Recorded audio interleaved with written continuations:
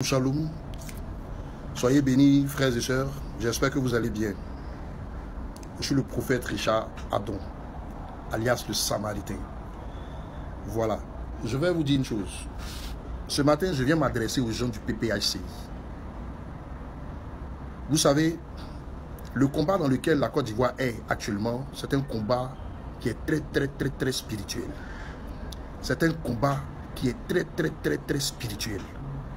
Et Dieu, qui est maître de la terre, du ciel et de tout ce qui est sur la terre, a permis et a sollicité des personnes qui, dans le secret, font des intercessions pour la nation, prient pour la nation, prient pour éviter beaucoup de choses et des dégâts dans la nation. Mais je vais vous dire une chose. Lorsque vous êtes dans un combat, que vous vous mettez dans une position pour pouvoir atteindre un objectif, soyez correct aux yeux de Dieu. Soyez sans tache aux yeux de Dieu. Ce matin, quand je me suis réveillé, mon âme s'est irritée. Pas moi, mais l'esprit qui est en moi s'est irrité. J'ai vu un communiqué des gens du PPHCI qui s'adressaient à Madame Simone Evé en lui disant de se dissocier du nom du président Laurent Gbagbo. Pensez-vous que c'est le temps de pouvoir lancer ce genre de communication? Pensez-vous que c'est le moment de pouvoir lancer ce genre de communication? Vous n'avez pas encore atteint la présidentielle. Vous n'avez pas encore atteint la présidence. Mais déjà, regardez comment est-ce que vous vous traitez les uns contre les autres. La Bible déclare que l'amour supporte tout. L'amour pardonne tout. L'amour éduque. L'amour permet de se pardonner. L'amour permet beaucoup de choses entre les peuples. Mais vous-même là, vous lancez des comportements comme si c'est vous qui êtes au pouvoir. Comme si le pouvoir est à vous. Comme si vous avez une totale confiance de ce que vous allez faire. Comme si à 100% dans vos calculs, vous êtes confiant que vous allez atteindre votre objectif. Je vais vous dire une chose. Ce qui se passe en Côte d'Ivoire, ce n'est pas vous, c'est Dieu. Arrêtez, je vous dis bien. Si vous voulez avoir une quelconque victoire, arrêtez de salir le nom de la première dame Simone Evé Gbagbo, l'ex-première dame Simone Evé Gbagbo. Laissez-la. Si elle veut garder le nom de son mari là, ça ne vous engage pas à vous. Vous n'avez pas besoin de faire un communiqué pour montrer à tout le monde encore que vous êtes en train de la répudier.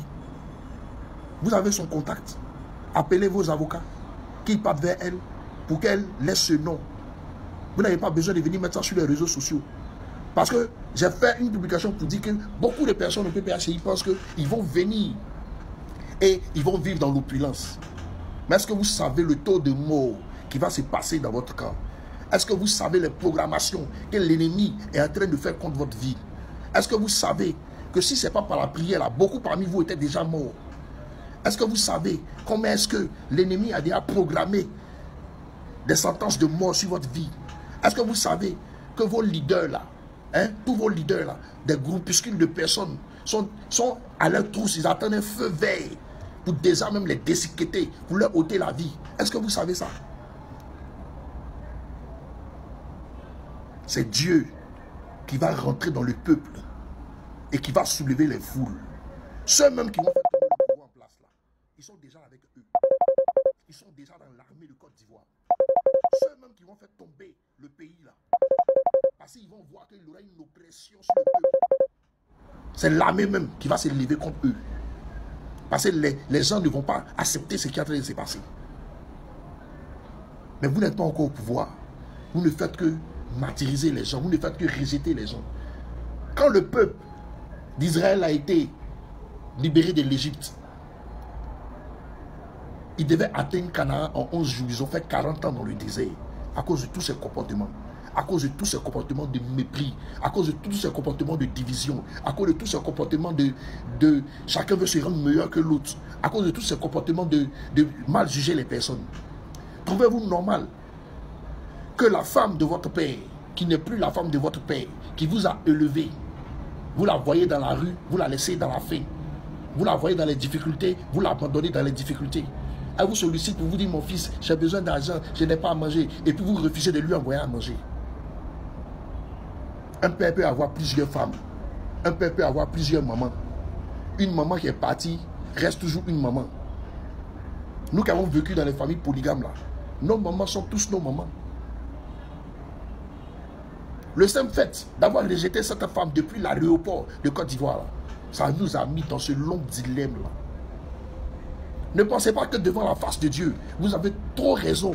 Ne pensez pas que devant la face de Dieu, c'est vous qui êtes le mieux qualifié. Ne pensez pas que devant la face de Dieu, Dieu vous a déjà donné tout le pouvoir. Parce que vous avez le peuple avec vous. Parce que Dieu peut vous surprendre à cause de vos manquements. Dieu peut vous surprendre à cause de vos manquements. Vous êtes couché là-bas avec vos femmes. Vous êtes couché là-bas pendant que les gens sont en train de prier pour ajuster les choses, aligner les choses dans la nation. Dieu a réveillé ses ouïes dans la prière pour pouvoir faire de sorte que les choses se passent bien. Mais par vos comportements, vous éloignez la main de Dieu sur votre victoire. Je vais vous dire une chose. Hein. Il y a un monsieur dans la nation là, qui ne s'occupe même pas de la politique. Il ne s'occupe même pas de la politique. Mais sur sa tête, il y a une couronne présidentielle. Vous savez c'est qui? Monsieur Zézé Stanislas. Le monsieur de Bloodfield là.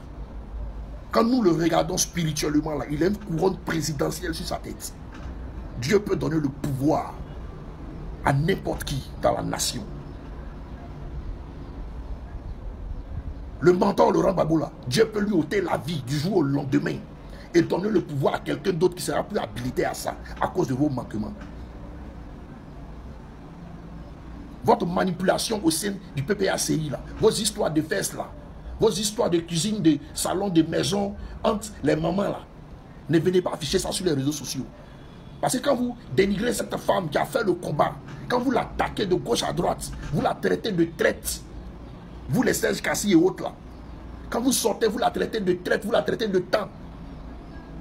Vous irritez le cœur de Dieu. Je vous dis ça, hein? Vous irritez le cœur de Dieu. Parce que c'est une femme qui a combattu pendant longtemps auprès de son mari. Si vous voulez avoir la victoire là, ressaisissez-vous et arrêtez de gâter le nom de cette femme. Ce que je suis venu vous dire là, c'est la commission du Saint-Esprit. Actuellement là, cherchez à jeûner, prier. Parce que l'ennemi de l'autre côté là, vous pensez qu'ils vont se laisser faire? Avec les conseils de ce maudit de Makoso là, vous pensez qu'ils vont se laisser faire?